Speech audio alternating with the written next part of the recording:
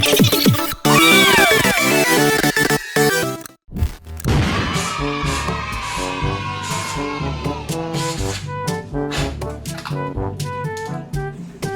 Kulotski, Game Boy ba yan? Sama mo naman kami sa binibilan mo niyan. Gusto ko rin yan eh. Sige na. Gusto mo? Gusto mo, puntahan natin yung binibilang ko na ito sa may Maynila. Gusto mo? Umuo ka. Gumanon, ganon. Okay, sige. For today's video guys, pupuntahan natin yung isa pang bilihan ng mga mga vintage console na pwede nating puntahan sa Maynila. Madali lang yung puntahan, so samahan nyo na lang ako. Kaya tara na, ano pang ginagawa natin? Maganda yung panahon, masarap maggala-gala. Kaya tara na, let's go! Baka makita natin si Speed dito, pre. Dapat alisto ka lang, pre. Gano'n matagal na nun, ganun. Oo. Ay, may haiku, no? Ano yan? Movie? Ayos. Ayan. Kaya saan yung mga pamonumento? Wala dito? Dito. Jeep? Dito? Okay, sige. Thank you. Traffic light. Ayun na. Parusa. One way. Yun. Boss, layo pa, boss. Layo pa, boss, ha. Yun yung jeep, oh. Putang ina, layo. Tinit pa naman. Ito. LRT. Bawal po, bawal. Bawal dito? Sige, thank you.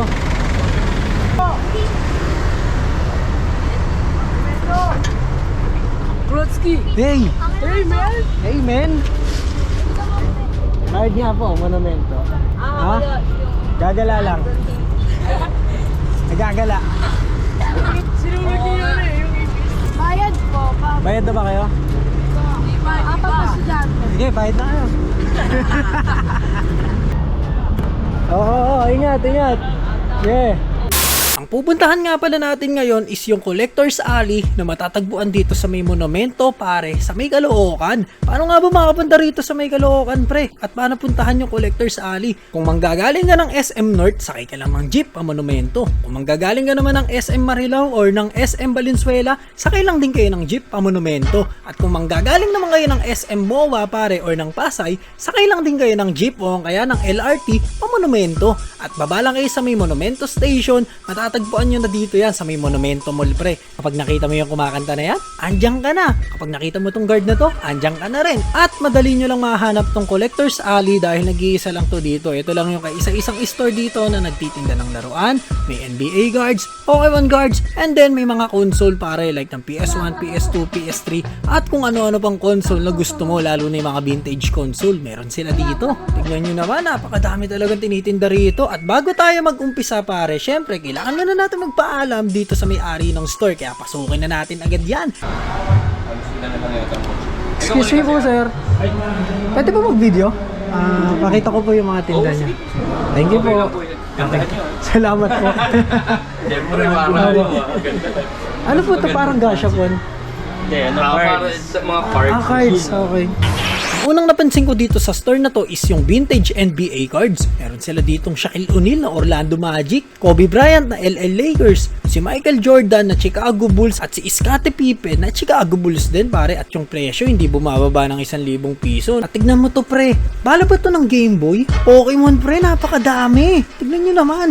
Ang dami nilang stocks. At ito, meron ding Star Wars isang set, pre. Ito yung Star Wars Power of the Force, pare. 1995 pa to inilabas at meron sila dito, pre. Ang presyo niya ata parang nasa 2-3, no? Set na yan, parang 4 or 3 piraso ata yun. Eh, mga Hot Wheels nga rin dito, pre. Kung mapapansin nyo, iba yung presyo niya kaysa sa mall. Dito 200 pesos, pre. Dahil siguro mahal yan, hindi na natin basta-basta ito makikita sa mga Toy Kingdom, ganun. Pero iba-iba rin naman ang presyo niya, katulad nito, 180 lang. Depende rin talaga sa collector kung magkano niya ibebenta yung collection niya. Yung katabi ng 180, napansin nyo ba? 800 yun. At meron ding Fast and the Furious dito, guys. Nakita nyo yung pula? Yung pula is 500 pesos and then yung pink na Fast and the Furious, pare, nasa 800 pesos naman. Depende talaga sa collector kung magkano niya ibebenta yung mga collection niya.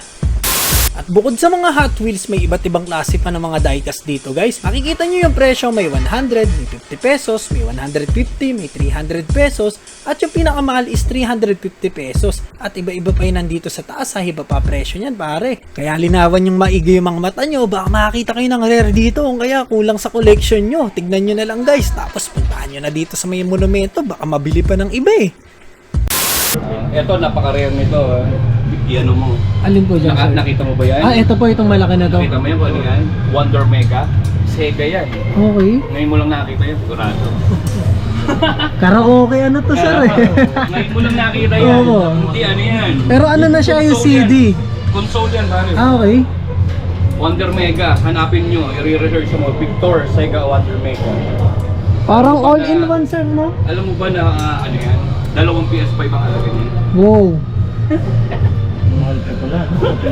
Dalawang PS5? Dalawang PS5 yan. Ito, nakita mo? Panasonic. Alin? Panasonic Q. Tapos ka dyan, more.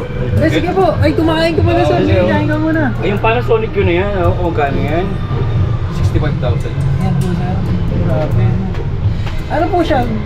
Ano yan? GameCube. Ang GameCube kasi ito. Opo, yan. Opo. Na ipinasok doon na meron ng karaoke. Yan. Na meron na siyang, para siyang DVD player. Para 3-in-1 po sir. DVD player ng Panasonic ang gumawa. Ayan DVD game player.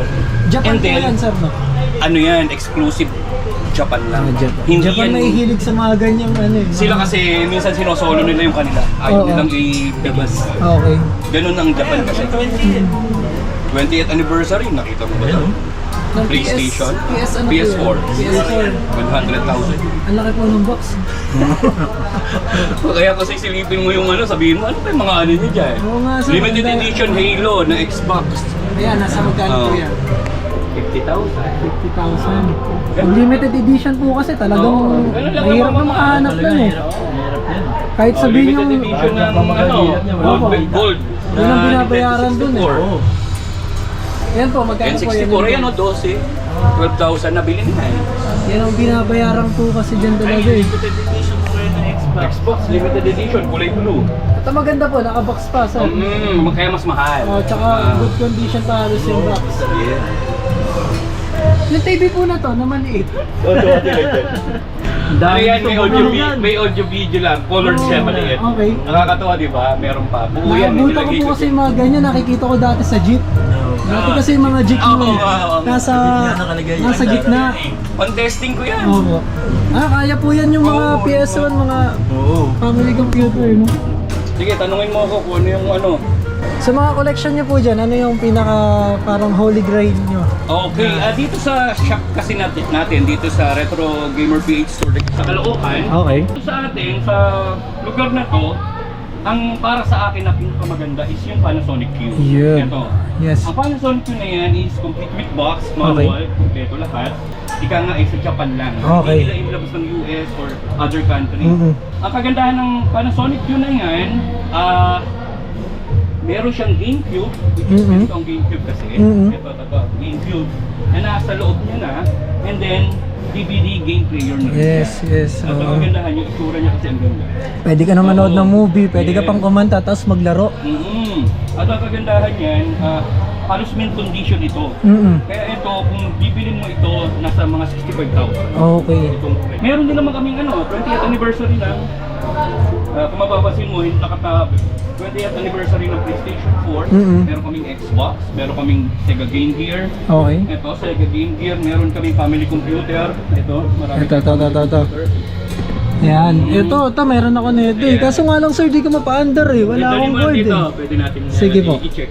Mhm. And then may mga ano kami, meron din tayo, ito yung Wonder Mega ng Sega. Yan. Victor ang gumawa, yan yung mahal din yan. Limited edition na N64, Okay. Xbox 360, limited Lapit na edition, pala. meron din tayo. Pag sinabi yung modified, ano na siya? Ang modified, sinabi mo, pwede siyang mag-play ng US-Japan PAL version na original, and then Okay. pwede siyang magbasa ng burn CD. Yung Okay. burn mo lang. Yan yung Gets. pag sinabi ng modified. Okay. So sir, plug niyo yung ano niyo po, anong pangalan? Okay. Meron kaming page sa Facebook, yung Retro Gamer PH Store, pwede nyo i-visit, and then meron din kami sa Shopee. Okay. Yan yung Retro Gamer PH Store. Opo, din. opo. Napakadami yung ano sir. Holy Mga- Grail oh, or yun. ano, basura. Hindi, sa akin, di basura to. Ano eh, collection yan. Pag, Iba-iba kasi yung spekulasyon ng mga tao. oo, eh. basta pag collector, kahit ano pa yan. Tambak mo sa Ayan. bahay nga, ang dami ko rin tambak sir. Pasyalan nyo lang kami dito sa, meron kasi kami, ito yung pinaka branch namin dito sa LRT Caloocan Mall. Nasa Okay. loob kami ng Collector's Alley. Okay. Yung Collector's Alley naman, ito yun, yung mga Ito yun, yung mga may pwedeng rental mag-rent. kami Oo. ng cabinet rental, 2,500 per month. Okay, yung mga gusto Oo. mag-rent, pwede silang dito. Yung maglagay mga, ng mga item nila na mga gusto nyo ibebenta ng nila. ibenta. Oo. And then, pare, hindi lang kami nagbebenta. Oo. Hindi rin kami. Ah, O, okay, ibig okay. sabihin, kapag meron silang, alimbawa, hindi na nila alam mga family computer or mga old school na. Pwedeng dalhin dito. Dalhin dito, pwede nila Okay. ibenta. Okay, pwede. Pwede rin trade. Ayan, Mm. buy and sell trade. So ayan guys, halos kompleto sila dito no, lalo na pagdating sa mga gaming console, yung mga PS1 hanggang PS4 meron, Xbox meron, and then yung Wii meron din, PSP and Game Boy meron din, mga bala ng Game Boy meron din, at eto yung pumukaw sa aking mata, etong Captain America no comics pre, graded na siya no, 9.8 pare, tignan nyo naman yung presyo niya, nasa 20,000 pre, talagang napakamahal, at kung bakit mahal yan, syempre special yan, kaya siya mahal pare, talagang pangdagdag sa collection mo, no? Ako kasi hindi ako nagko-comics kaya hanggang tingin lang ako, pre. Pero kung ito yung kulang sa collection mo, bilhin mo na, pare. Tingnan nyo naman, ito yung Captain America nila dito. Ito yung pinakamahal na comics na nakita ko dito sa shop nila, pare. So, sir, ganun na lang po. Oy, salamat sa'yo. Thank you po, thank you po. Bigyan nga kita ng ano dito, sticker, meron ako. Ayan, sayang wala ako ng sticker. Pero pagbalik ko, sir, bibigyan kita. Well, may badge ka pa dyan, di ba? Yung pin. Ito.